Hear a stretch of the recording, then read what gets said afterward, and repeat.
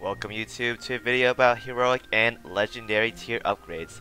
Since Global is peaking in their gear extremely fast recently, I thought this would be a good time to explain the next power creep and weapon upgrades, the heroic and legendary tier forms. So in this video we're going to go over these new upgrades, how they are used, and what classes uses which ones.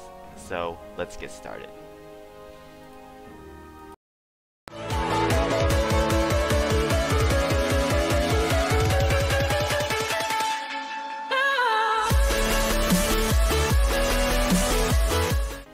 In Logres, some weapons, once they achieve level 130, are granted an evolution above ultra rare. And this evolution is called heroic and legendary upgrades. Heroic is indicated by a red and yellow border, whereas legendary is indicated by a blue and white border. Evolving this form is extremely costly. Osiris uses 5 Osiris gems and 10 quartz. Athena uses 20 Osiris gems and 25 quartz. Damon Craft uses 5 Rushmere gems and 10 quartz, and Mythics use 15 Rushmere gems and 10 quartz. There are many other features, and there are many other weapons in the future, so look out.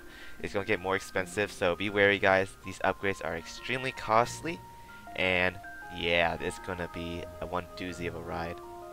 So once these weapons are evolved and pushed towards this new form, they can achieve level 140, which is beyond what a max UR is, granting additional weapon stats as well as a third skill, the heroic and legendary skill.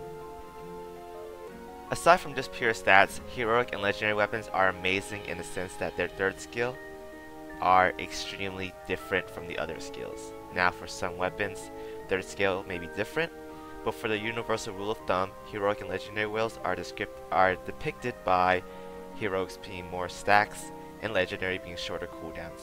Some weapons such as Osiris and Athena gets more damage limit for being heroic and less EP used for legendary. In order to rank up the third skill, it is extremely difficult, and this is where the concept of whaling comes in. In order to rank up the third skill, you need a duplicate series from that weapon. So for berserks, all berserks can be applied, however it must be a heroic or legendary in order for you to rank up that third skill. For some classes, leveling up the third skill isn't needed as much, such as Berserk. It's only a fraction damage limit, so you don't really need the third skill as much. However, for the most part, leveling the third skill, the heroic skill, equals more damage, and leveling the legendary skill is shorter cooldowns. It is extremely noticeable when you add a couple levels to it compared to a level 1 skill, because it is pretty insane when you see the difference in power and the difference in shorter cooldowns from a level 1 compared to like a level 3 or 4. At the end of the day, it is all preference on how you want to make your upgrades. You can mix and match to find an upgrade that you like and a build order that you would like as well. But for the cookie cutter and the everyday Japanese players, it follows the same route, and here are my recommendations. Desperados, Assassin, Leafs are all mixed. Since there are a lot of classes, I will split them into different sections. Desperados, Berserks must always be heroic, because this is your main buffer. You want as much power from it as possible. Athena and Osiris should always be legendary, because it prevents the excess EP drains in long fights. Nuke weapons and dual axes should always be heroic, because they are your main hitters. Goddess weapons, they could be a mixture, because these are all dual axes as well, but they're also stackers. So you could do legendary, you could do heroic. It's all up to your preference. Whichever you prefer is what you roll with. Good luck. Leafs, Berserk, always heroic as stated earlier. Stackers should be legendary because of the shorter cooldown, and it lets you plan your rotations a bit better as a Leaf because of the alternating weapon passive that a Leaf has.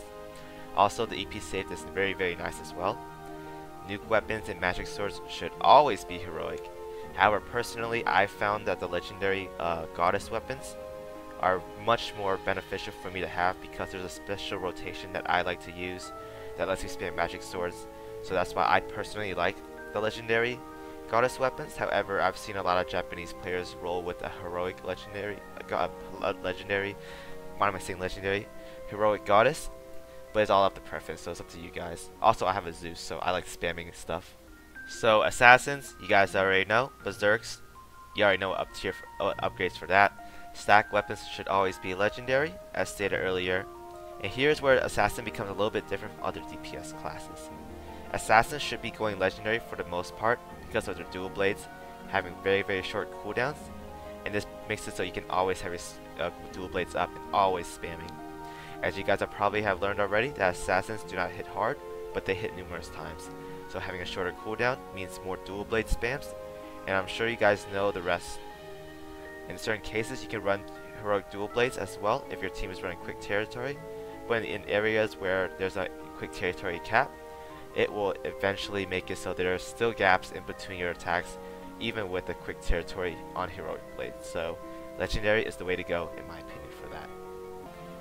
For Valkyries and Guardians, all legendaries. The reason behind Valkyries and Guardians need legendaries is because they do not benefit from the additional stacks from other, needed from the other classes. When using Goddess and Zeus, they don't need it because it just gives excess EP drain and not much gain for the team as a whole. Stacks are primarily used as HP buffs and healing for support classes, and later on you guys will notice that HP gets soft capped in Rushmere and in certain special content, so those stacks are negligible there. As for healing, you do not need the excess healing as long as you can heal 80% of the player's HP. Healing 300,000 is cool and all for burst, but is it really needed when the HP of the whole team is about 100,000? The EP saved for the shorter cooldowns makes support ungodly beings because they will always have their buffs up despite extinction waves, and we know that playing support is a difficult class on its own because you have to have perfect timing, really good rotation orders. There's a lot much that comes from playing a support, and having a shorter cooldown will really benefit, making a support player work at its best potential. So in conclusion guys, remember that heroic and legendary tiers are a power creep and a very big one. Remember the takeaway from this video, heroic is more power and more stacks, whereas legendary is mostly just shorter cooldowns. I hope this video shines some light to those who are aware that heroic and legendary upgrades do exist in the game, but do not exactly know what's best for their class in particular. So when the time comes guys, you guys will find out what's best for you. Remember that this video is just an introduction on what heroic and legendary is. There is a whole new world to explain when it comes to this new upgrade to class, so be aware guys, find out what's best for you, and best of luck guys.